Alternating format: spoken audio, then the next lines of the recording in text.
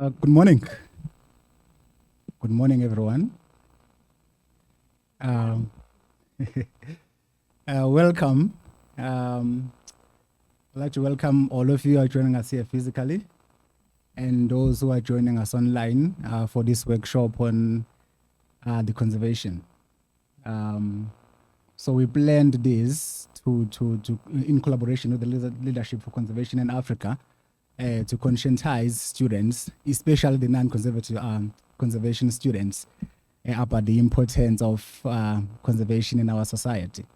So ranging from whether we are speaking about protecting the environment or we are speaking about the general, overview of the climate-related crisis of protecting our environment in general. But before we begin our program, because we're already running behind schedule, I'd like to invite Prudence Gomo, who is with the Leadership for Conservation in Africa, the organization that funded us as IPATC to carry out this workshop. So it is the 3-series workshop. This is the first one. We're going to have another one in 2 weeks and another one in 2 weeks after that one. So we are running the same program in terms of conscientizing students about the importance of conservation. So Prudence Gomo, please join me here and give us just a brief description of what the program is about. Thank you. Oh, there you go. Thank you. Can you all hear me? Good morning, everyone. My name is Prudence, and I manage a program from the Leadership for Conservation in Africa called Conservation for Non-Conservation Students. And how we came about to doing this was we looked at that most conservation initiatives generally look at students that have studied conservation or natural sciences or plant sciences. And we figured that the environment belongs to everybody. And so we should all play a part in taking care of the environment. And that means that the varsity students become our first point of contact. We would like for them to be conscientized, to be enticed, and to be intrigued into some kind of environmental stewardship. And so we ran a process of getting applications in for the program. We have 15 projects currently happening across South Africa. We've got one in Zimbabwe, one in Malawi, one in Rwanda, one in Kenya, all looking at different aspects of conservation agriculture, tech students looking at conservation agriculture, and all sorts of things. Last 2 weeks ago, we were in Marakele National Park with a group of theology students for a week where they had an eco-theology camp.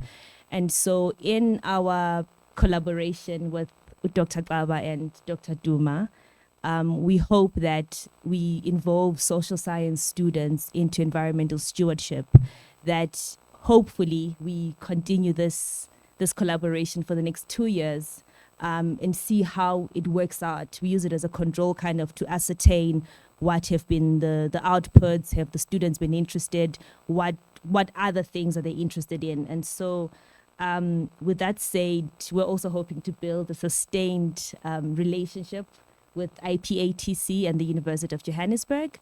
And we hope that today's workshop starts on a good note, that we learn something about fracking and why everybody should be concerned, because I think it's an important part of environmental matters.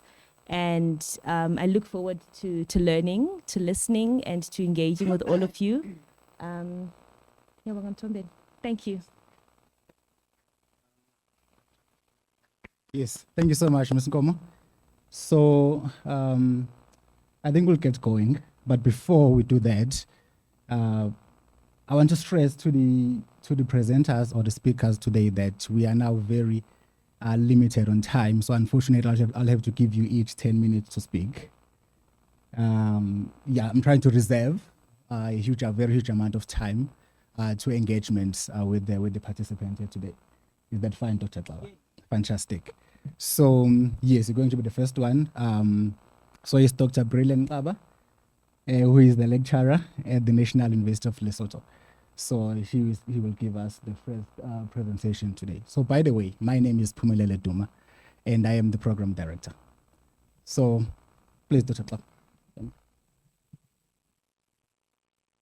Okay, cool. Thank you so much. Good day, everyone.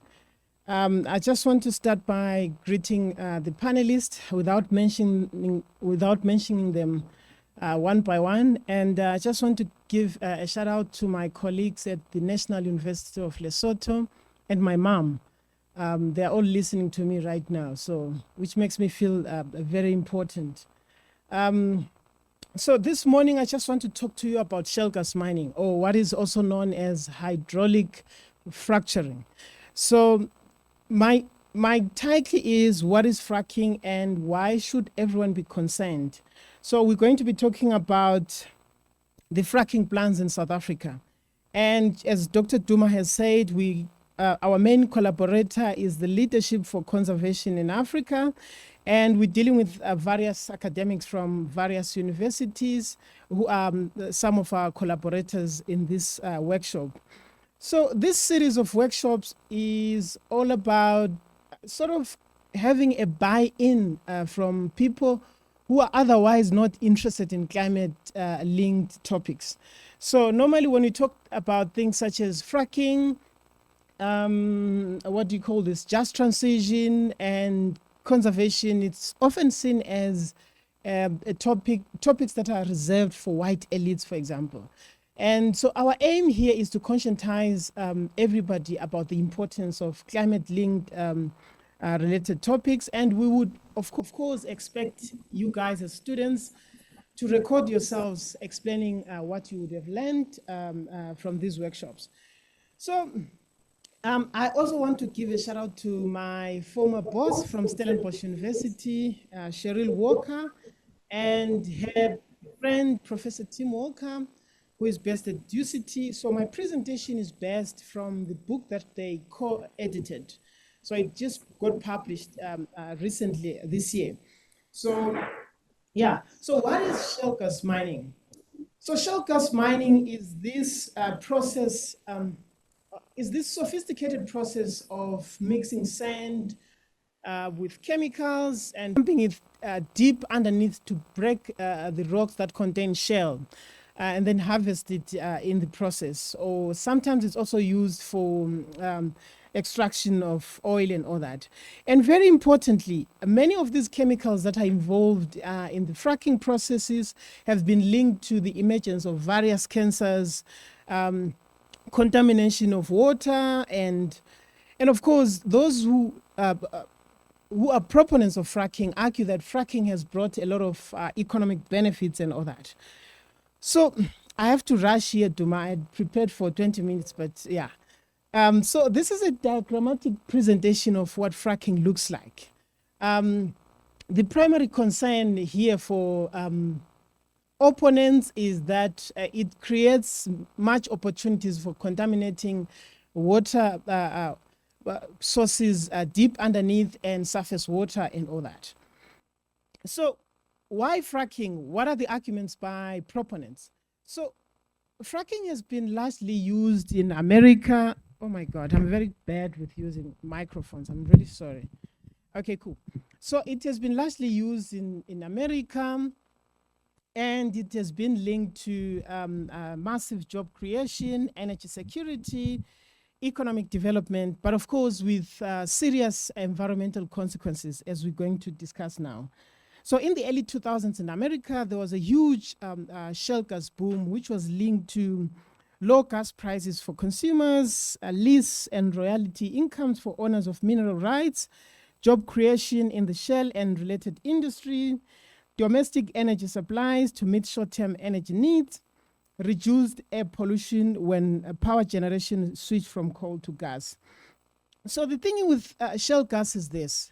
If shale gas was this resource that you could harvest in the air without obtaining it in the ground, for example, it would be an excellent resource because, I mean, it's 50% cleaner than coal.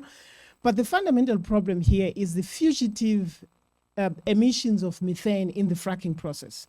As you could see in the diagram that I showed you, there isn't much security that fracking deep underneath is safer, just in terms of the science and all that. And also bearing in mind that methane is 80 times more potent than carbon dioxide, okay? And yeah, so part of the argument by proponents is that fracking is a public good.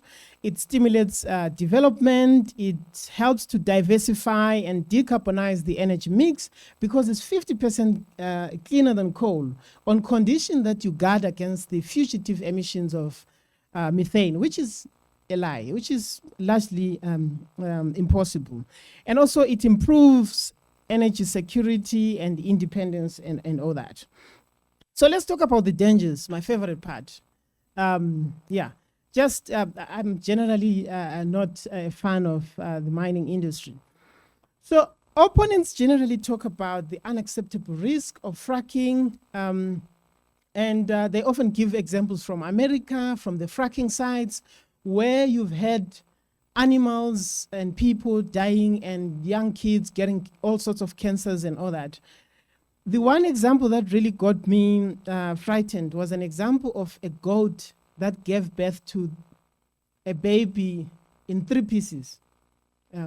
As in, like, one piece comes out, the second piece comes out, the lad and all that, and the goat eventually died. And then the fascinating example, I'm not saying this to make you laugh, but in fracking, in some of the fracking sites in America, you could literally open up a water tap to light up your cigarette. That's how contaminated the environment is. Yeah, so there's lots of countries that have banned fracking: Ireland, United Kingdom, Scotland. I mean, you can't finish them.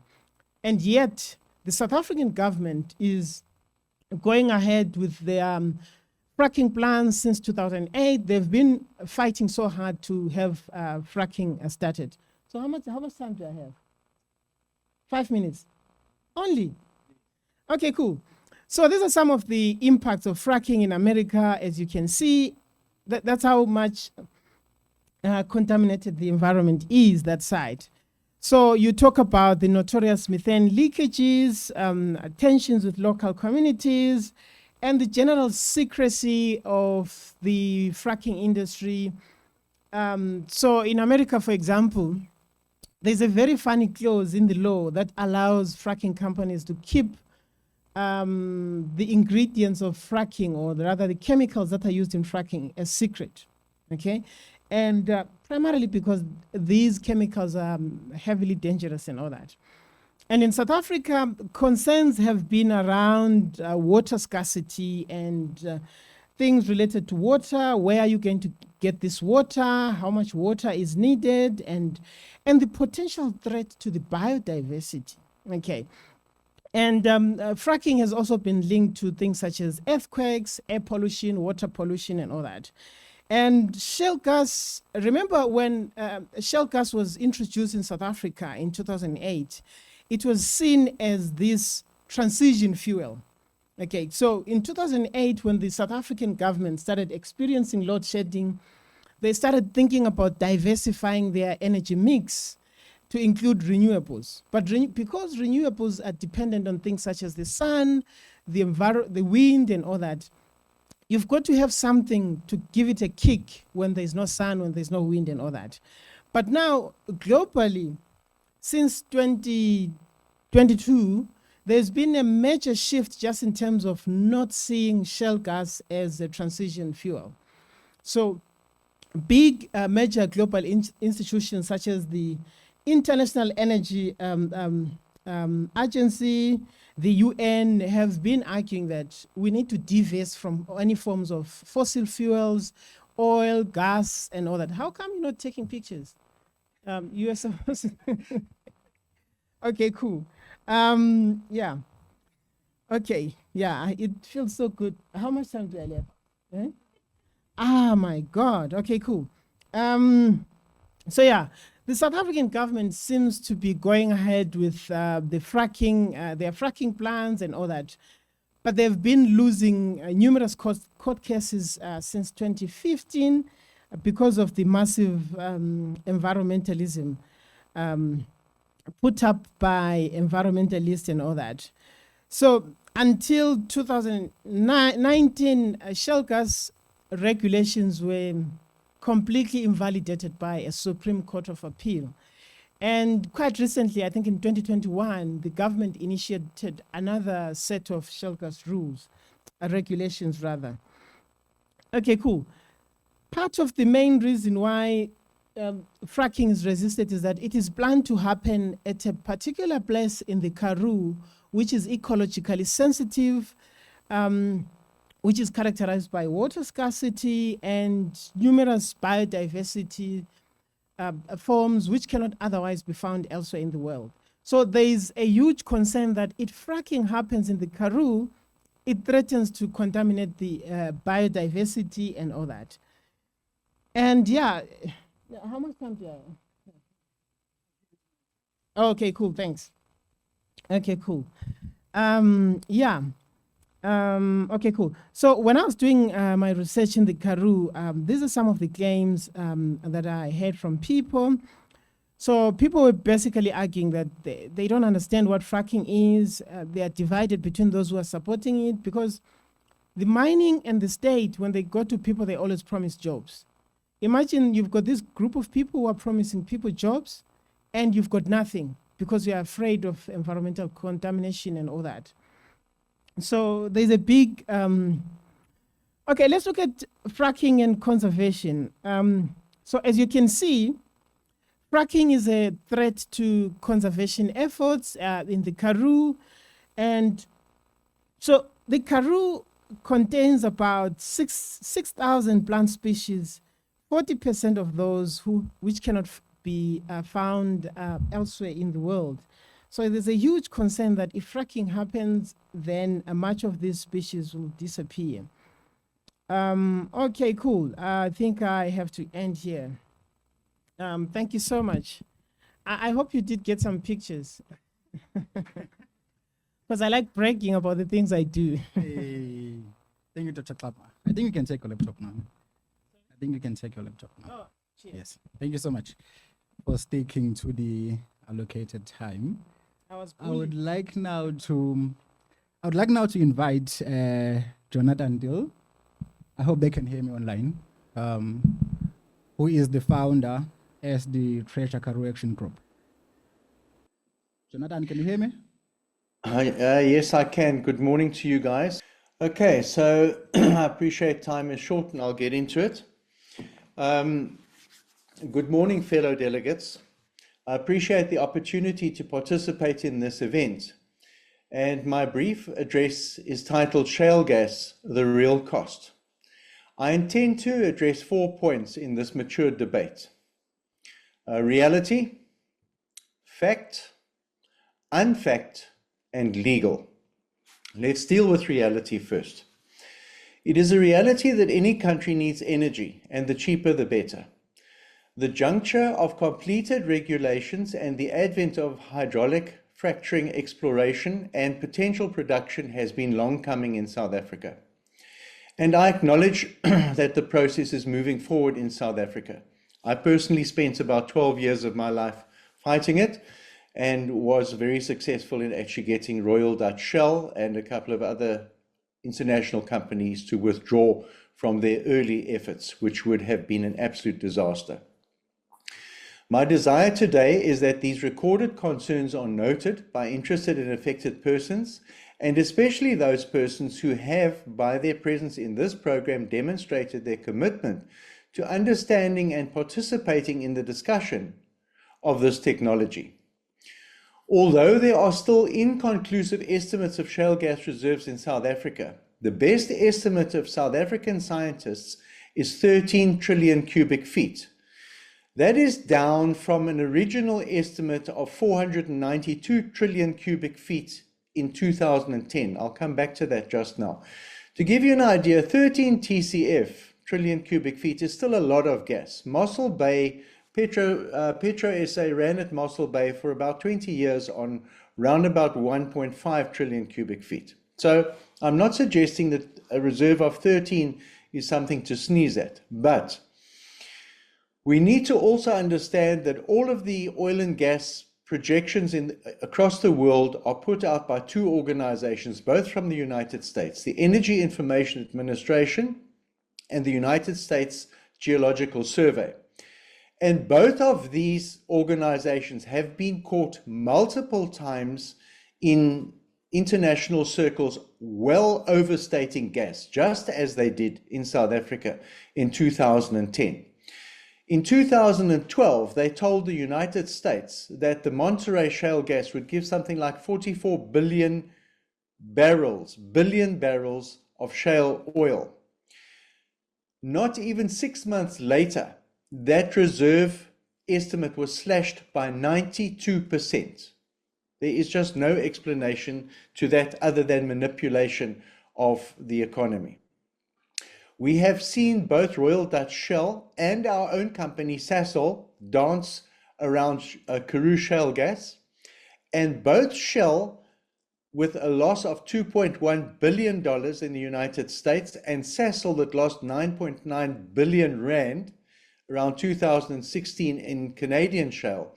Both of them lost an enormous amount of money. So the story about this rags to riches, or the vast amounts of revenue that is generated from shale gas for the companies themselves even, is belied by some of the results that we have seen. So remember that $2.1 billion lost in 2013 in an impairment by Shell, and 9.9 billion rand at those days exchange rates of Sasol in 2016. Nevertheless, Minister Gwede Mantashe is still bullish about shale onshore in South Africa. My second point, fact, global empirical. On any day in the United States, there are multiple violations recorded on hydraulic fracturing sites, usually involving the unauthorized discharge of hydraulic fracturing fluids or failure by the operator of the site to prevent pollution of land areas and water resources. In the arid and water-scarce environments of South Africa, and especially the Karoo, such an event, even a small one, of let's say 1,000 liters, given the propensity of hydrocarbons and hydraulic fracturing fluids to contaminate and render unusable the water supply of a whole farm, a community, or a town, establishes an additional and valid concern. Even successful prosecution of the polluter will not be able to reverse the pollution and its effects on the persons relying on access to water. And although water is the first and primary concern, the technically inclined persons in this meeting will understand that there are many other environmental concerns connected to this technology, such as airborne poisons and toxins. Let's talk about unfact, my colloquial term, or just a nice casual reference. The local community will prosper and grow rich from shale gas mining, is what we hear. My response to that is nonsense. South African cabinet ministers have stood in front of crowds of impoverished rural citizens and unashamedly touted shale gas as a source of sustainable riches for that community. Shame on them. Even if a minister is unable to comprehend the technical issues at play in the shale gas mining, they have a duty to be properly informed and truthful with the citizens of the country. Nowhere in the world, but especially in Africa, does the local community make money from mining. The profits pass them by while they sit with the disruption, the environmental and social degradation, and the eventual ghost town as the town that supported them and that they supported after this boom, the short-lived boom, shrinks to less than its original size after the mining stops.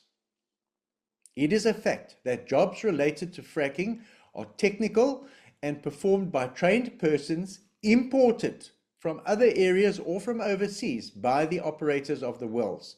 There are very few unskilled labor jobs, and the areas where the drilling would take place are populated by rural people, few who have ever studied or even progressed through high school. So that brings me to my fourth point. Sorry, I just want to get rid of this thing now. Go berserk with this nonsense. Oh, my Lord. Sorry. Regulations. That's my fourth point. Sorry, I just need to get back to my interface here. Okay. So the regulations monitoring, enforcement, prosecution, and rehabilitation. That's on the legal side. Notwithstanding the completeness or the suitability of these regulations, which were referred to by the previous speaker, I place this on the record. Materially speaking, these concerns and statements go to the heart of the monitoring of the process across multiple and geographically widespread sites. Understand that the Karoo is a vast area, and these sites will be spread all over the place, not close together initially.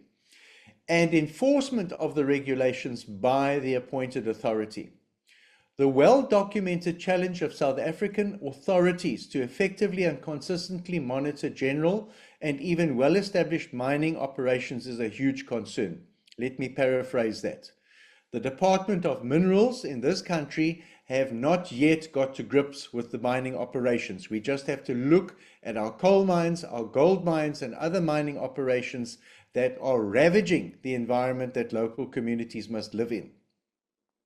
Monitoring aside, enforcement of regulations in the chain from discovery of the offence or the polluting event to prosecution is proven in the Republic of South Africa to be similarly lacking in efficiency and sustainability. The technical ability of the appointed authority to monitor, record, report, and prosecute is hugely questioned, more especially in the light of the technical nature of a brand new technology never before commercially used in this country. By comparison, the Environmental Protection Agency in the United States has an annual budget of $9.1 billion and more than 15,000 personnel. Contextually, yes, the US landmass is 8 times larger than South Africa, so I'm not suggesting a 9.1 billion rand budget in South Africa, but it ought to be noted that the US EPA inspectors who monitor commercial drilling operations are technically qualified to attend to on-site sampling and analysis of the emissions and conditions on fracking sites. These inspectors are also well equipped with the requisite equipment from a suitable, all ranging from a suitable vehicle through all the specialized equipment that will be required to monitor such activities. I make this claim on the basis of multiple hydraulic fracturing sites personally visited in the United States and meetings that I have had with the Environmental Protection Agency and its staff. So, ladies and gentlemen, fracking can be presented by the politicians and the companies that stand to make a lot of money from it as a boon to the economy. Consistently and repeatedly, their estimates have been shown to be nonsense, and they consistently and repeatedly downplay the environmental risks. Simply put, we are now at the point where the government is about to let fracking exploration loose, and then eventually leading to potential production. And we are very concerned that even though we might now have some fairly well-refined regulations in South Africa, I have this statement: world-class regulations are useless if the monitoring and enforcement authority is incapable of doing its work. In closing, there are viable alternatives to onshore shale gas. The cost of getting the gas out from underground in the Karoo, the potential damage to the water supplies there, just completely overshadows any potential benefit. And I'll leave you with one thought. When they finish that mining and they lock down that fracking site, there's a steel pipe in the ground that goes down possibly 3 or 4 or deeper kilometers, and it is filled with fracking fluids, with poisonous fracking fluids, as is the area that they fracked. That steel will eventually degrade and dissolve, and then those fluids which don't degrade and dissolve easily are free to get into the water supplies.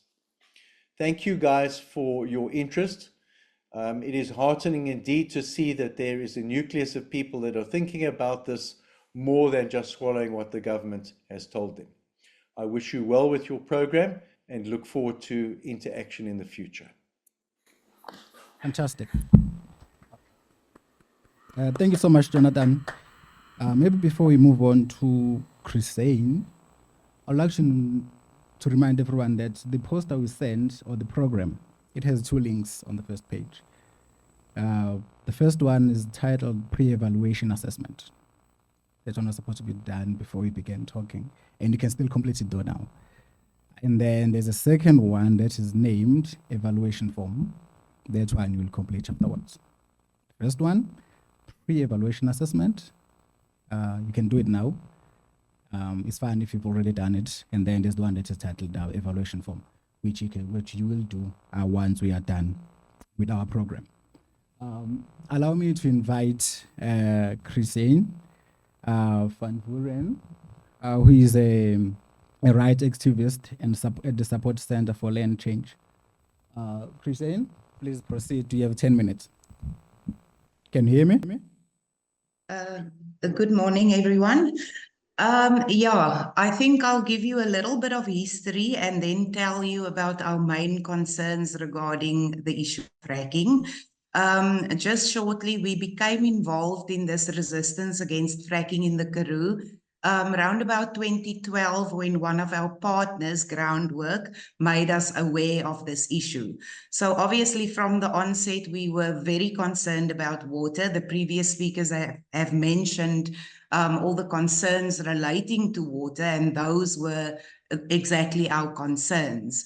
But at the time, we were also very concerned about the farm workers and the farm dwellers in particular, because those were the main community partners that we have been working with for years at the time. So Shell spoke of compensation for farm owners, but they never mentioned any compensation for farm workers or farm dwellers. And we knew that should those fracking fluids leak into the underground water table, it would be devastating for the farm worker and farm dweller sector, because they don't only rely on the farm for their employment, that's also where they live, and they don't have any alternative options for living. We all know the housing situation in this country isn't very good. So we knew that that is going to create a major problem if they cannot work on the farm and they cannot continue to live there. So that was our main resistance, or the main angle that we opposed the fracking, the angle of our resistance. And then later, as we became more involved in the conversations, we recognized that it won't only affect the farm workers and the farm dwellers. It will actually affect every single community that we work with. And that included the small-scale farmers and the informal settlement dwellers, because those are people who do not have the financial means to rebuild their lives if something was to go wrong. They cannot just pack up and go and start over somewhere else. They don't have the money to do so.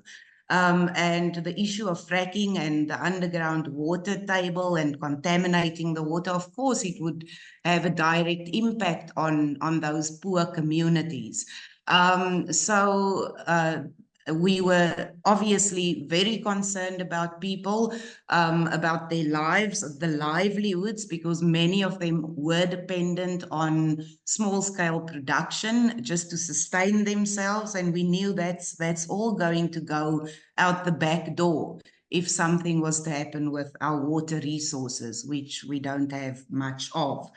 Of course, these people are also unemployed mostly. We've got very high unemployment levels in our communities, and then these companies knew that, so they came in with a lot of promises of job opportunities, which we knew was false promises.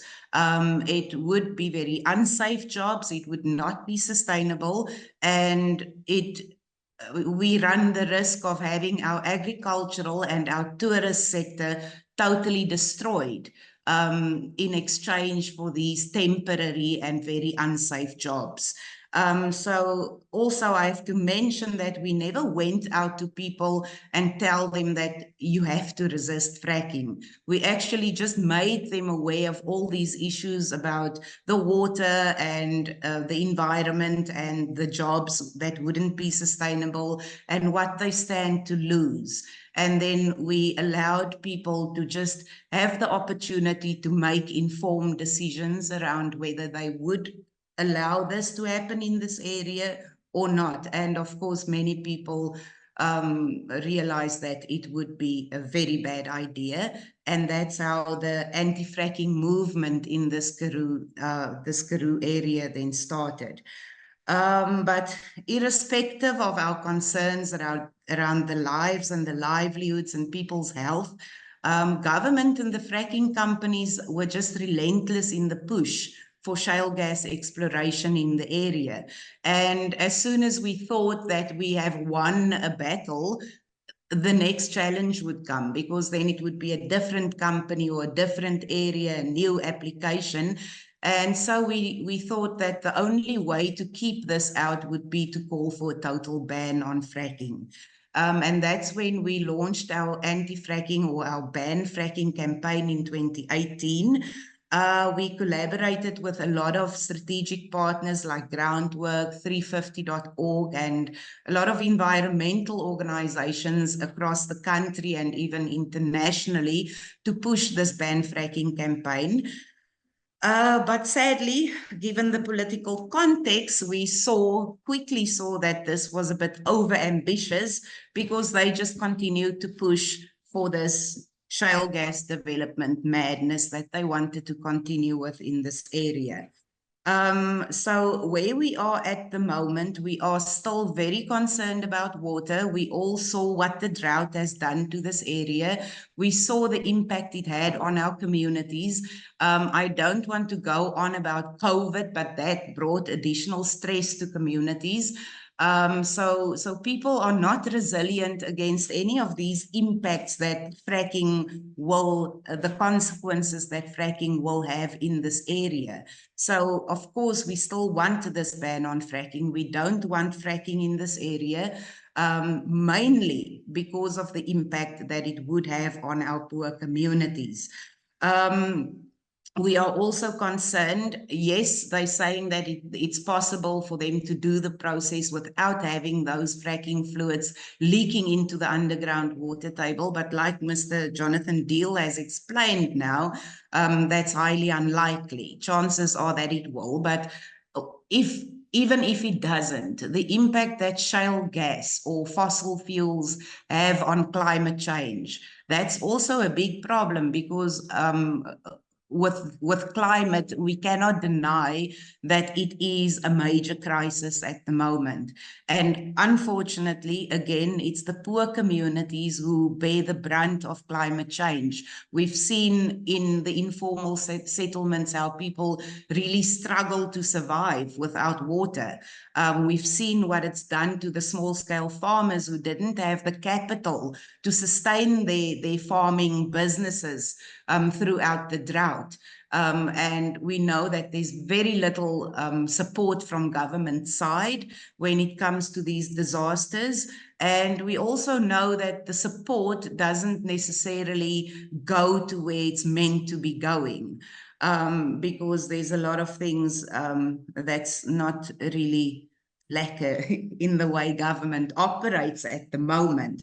So one of our major concerns then also is production, the impact of climate on production and the resultant hunger that it causes in these communities that I've mentioned, the small-scale farmer community, the informal settlements, and then the forestry and the farm worker communities. Those people are really suffering. They are hungry. We cannot deny that we have a problem with access to food in this country.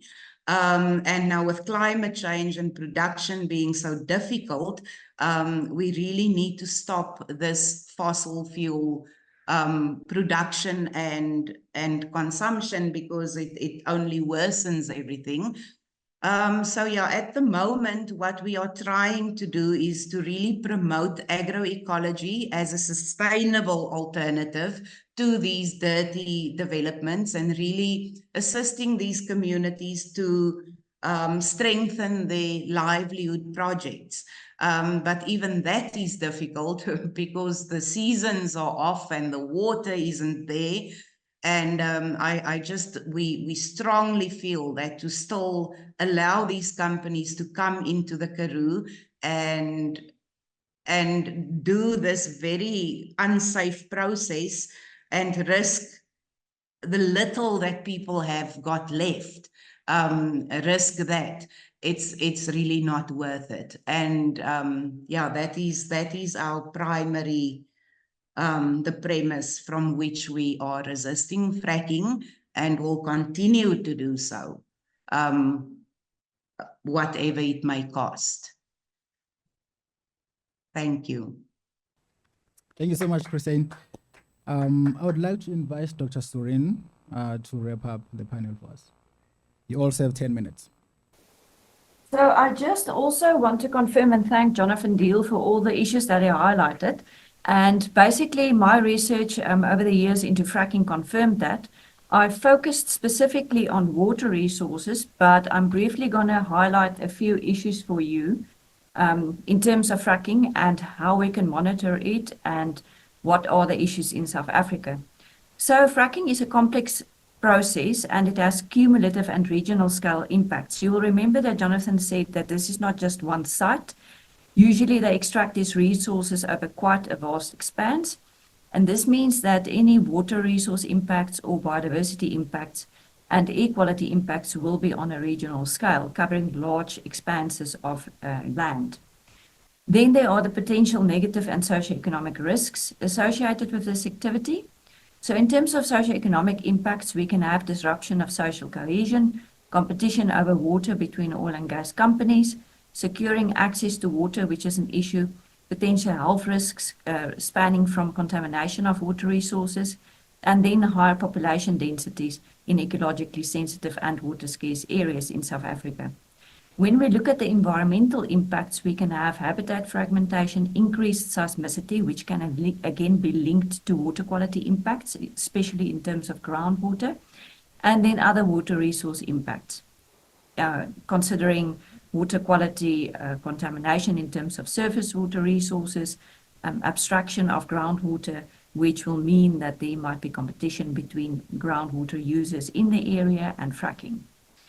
But in South Africa, after we have done the strategic environmental assessment, we found that the most significant risk is to water resources. So just briefly to look at water in South Africa, as was mentioned, is water scarce. 90% of the surface water resources has been allocated and 40 to 60% of our groundwater resources has been used. And here I must note that this is data that was gained from Department of Water and Sanitation, and that the figures on the groundwater usage is not accurate because not all the groundwater use is being reported and it cannot be as accurately and effectively monitored as surface water resources. So this estimate is likely to be an underestimate of the available groundwater that might still be available. In addition, South Africa's climate is predicted to become more dry in the future due to climate change. And this means that in South Africa, there will be more of a focus on developing groundwater resources in the future.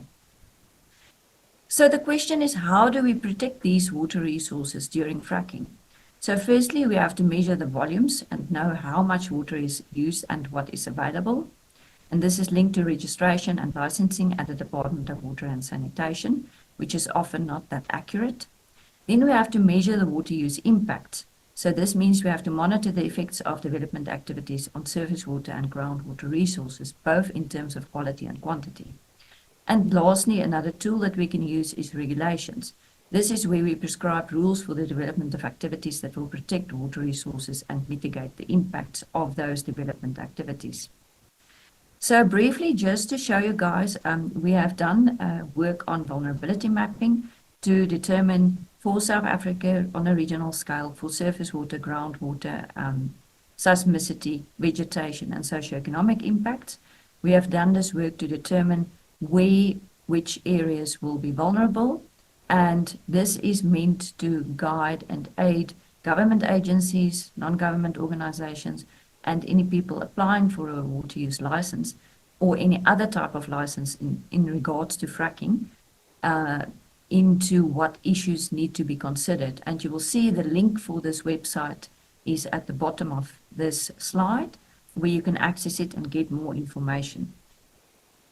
Then when we look at monitoring, it's important to develop a monitoring network, especially for groundwater and other water resources, as we need to do a baseline groundwater assessment in potential fracking areas. When we do a baseline, we determine what the groundwater quality and quantity is before fracking starts. And this is needed so that we can determine if there was any impacts that emanated from the fracking activities. If we do not have this, there's no way for us to prove that fracking had an effect in a specific area, and there is therefore no recourse.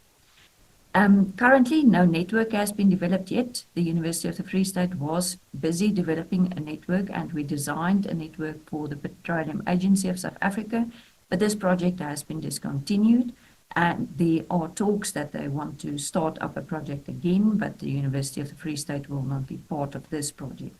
We will, however, keep our eyes and ears peeled and giving comments on whoever is running the project and starting it up now. And then there is lastly regulations. We have to develop, South Africa has to develop regulations to protect water resources. In 2015, Department of Mineral Resources developed technical regulations, and these were set aside by the Supreme Court of Appeal in 2019 because the regulations did not effectively protect water resources, and because the Department of Mineral Resources developed these regulations, and they are also the regulator and promoter of shale gas development. Then Department of Water and Sanitation developed regulations in 2021, and the EFFE developed fracking regulations in 2022. However, all of these regulations are reviewed, and me and my team, and we found that they do not effectively protect water resources, especially groundwater resources. It's really important to note that protection of water resources is a really technical thing, and that just copying and pasting regulations from the EPA or America or Canada is not really effective in protecting especially our groundwater resources, since we have very specific groundwater resource features such as dolerite dikes, which can allow for the travel of contaminated water resources in a short time over a vast distance. I also want to mention the book that I wrote or co-edited with Jan Blazewski, where you can get more information in terms of the potential impacts of fracking and the legal issues related to that. So in conclusion, I want to highlight that there are a few aspects that should be addressed by government before allowing fracking. And the first is a strategic environmental assessment, or at least an assessment that was done in the Karoo, which highlighted water as a fatal flaw. And this means that shale gas really cannot continue without considering this aspect. And since the water resources has been highlighted as a fatal flaw, it means that it's not really possible to proceed with this. And then lastly, we need to look at energy policy. And this is whether fracking is a viable energy solution, considering renewable resources and other options that South Africa currently has. Thank you. So I just want to stop my screen sharing there, and thanks for listening. Fantastic. Thank you so much, Dr. Sorena. Okay, this is the part where we open for the questions, Q&A session. So those who are joining us online, you can use a raise hand function, and then it's going to be recognized, and then we'll unmute you, and then we'll be able to speak. Or you can use the chat box to write your questions, then we're going to read them out for the panelists. So, any questions?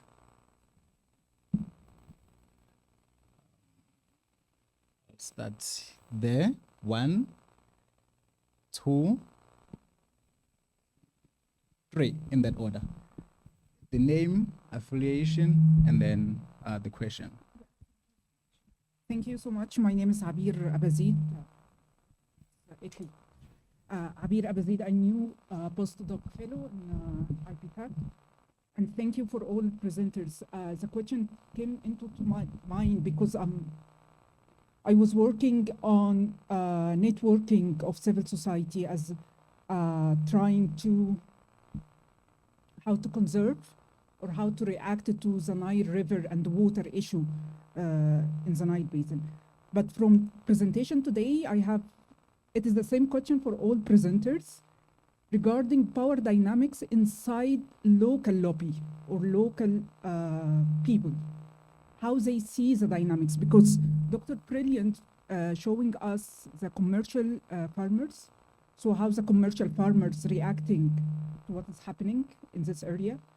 Dr. Johnson, I'm thinking about the transboundary interaction between local, to what extent he sees them, they are effective actor to connect with transboundary against shell power. And also Dr. Kristen, when she mentioned about how labor and workers inside, but definitely there are power dynamics. Local people are not heterogeneous. So I would like to hear more about their insights about that. Thank you. Good morning, everyone. My name is Torofatso Molefe, an aspiring community development practitioner. I would like to ask that in the light complex interplay between socioeconomic factors and economic factors, what are the fracking conservative efforts that not only ensure the protection of biodiversity and the ecosystem, but also the ensurety of the sustainable development and also the protection of the local community? Thank you. Morning, everyone. My name is Kutlano Malahlela, and I'm with the Department of Social Work and Community Development. And interested in knowing the participatory aspect of the activism surrounding fracking and advocating against or for fracking. And my question is, how do we make it more an inclusive and participatory dialogue for the indigenous as well as local people to have a say in such of a dialogue? Because with my experience, in most cases, such dialogues or workshops are preserved or are reserved for the educated elite, like we are now in an educational institution. And when we go to the community, we just impose these ideas without having raw interaction with them. So how do we make it more of an inclusive and participatory dialogue, explaining the dangers of this in simple terms to our communities? Fantastic. Do we have any questions online?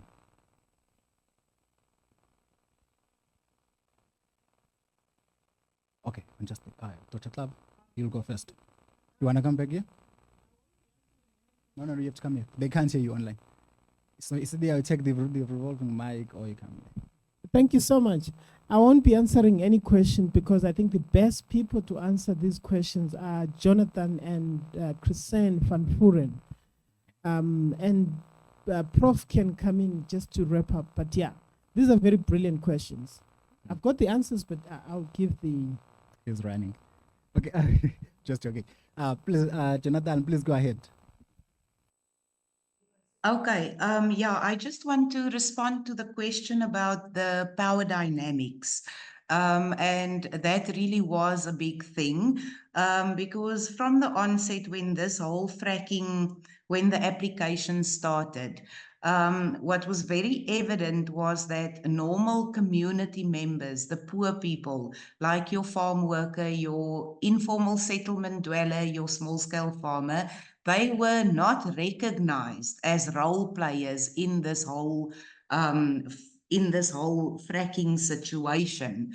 And the fact that they would be the people who would be directly and even more adversely affected by fracking and any contamination of underground water, that was completely overlooked. Even if you went to the mainstream media, the message that went out there, it was very focused on the farmer, the landowner, But the voices of normal poor people, it was just nowhere. They were really completely ignored in this whole process. So it took a lot of hard work and a lot of organizing to really ensure that their voices are heard in this fracking debate. Because the information also, the way the information went out. I mean, we are civil society. Normally, we have access to a lot of information, but had it not been for groundwork, we wouldn't even have known that this was coming to our area. And we are the only organization in this area working with farm workers and small-scale farmers and informal settlement dwellers, but we're not necessarily an environmental organization. So had it not been for our environmental partner, we wouldn't have known that this was happening. So that was really a big problem that the companies and even government didn't deem it necessary to consult with normal people, to consult with ordinary community members around something that would have such a life-changing impact. So at some point, what we also did was to partner with the university, with Wits University and the University of Leeds on a program called Changing the Story. And the whole purpose of that program, the Changing the Story program or project, was to change the narrative around fracking that went out into the media and into the world. Because whenever you Googled fracking, you wouldn't hear people's voices. So that was really to change the story of fracking and make the story of ordinary people known to the world. And I think still it's a major thing, because people, it's as if the value that you bring to any debate or conversation is measured against what you own. And if you're poor, you are very easily overlooked. Does that answer that question on the power dynamics, or not completely? I believe it does, Christine. Unless there's a follow-up. But for now, we'll proceed to Jonathan to give his responses. Hello, yes. So in terms of the power dynamics, I do agree with Christine. I have some experience from Namibia and Botswana, where Recon Africa is or has been doing exploration and drilling some exploration boreholes since 2019, 2020. And what we noticed is that in that area, before Recon Africa received their licenses, that the environmental impact assessment process was not properly followed, that public participation was not done. And this is really a big concern. And then Recon Africa did not really, consult with the local communities in the area who will be impacted, and whose groundwater resources will be impacted.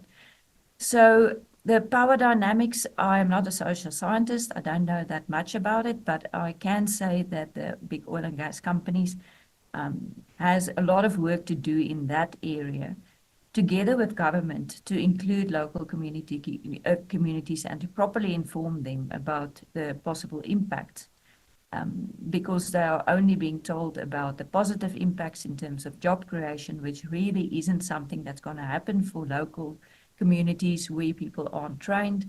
And even in South Africa, where we have trained professionals, when you look at bringing in a drilling company to do hydraulic fracturing, it's very specialized, and our local people, even trained professionals, would not be able to get any jobs from that area, because we are not, or we don't know how that drilling works.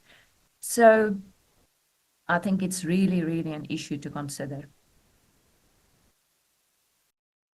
Okay, thank you, Dr. Surena.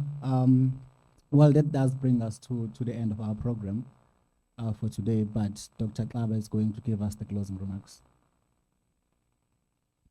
Okay, cool. Thank you, Tuma, for making me feel important. It makes me feel important to give the closing remarks. It's a pity that some of the questions haven't been answered. So there's a question on fracking and sustainable development. It's a tall question. So I just want to alert you to the. Okay, cool. You think people are interested in? Okay, cool. So there's a question on fracking and sustainable development. It's a tall question. It's a PhD question on its own. So there's an open access book that I contributed a chapter on, which I'm willing to share the link where you can read more about that. And then there's a question on participation, proponents, and yeah, I just want to raise 3 things. So during the participatory processes in the Karoo, many people, many residents in the Karoo complained about the use of English as a medium of communication. So many people in the Karoo use Afrikaans, and then there's the other thing is the use of technical language. I mean, even if you're a professor in English or whatever, the kind of technical language that geologists or scientists use is quite elusive. So it's difficult for people on the ground to understand what is going on. So technically, you've got to align yourself with those who are promising jobs and those who are saying, let's protect the environment, that kind of stuff. So there wasn't any sense that there was meaningful participation, kind of. And then the other thing is geographic places. Can you imagine you live here, you live in Soweto, and then you get told that there is a consultation meeting in Sandton?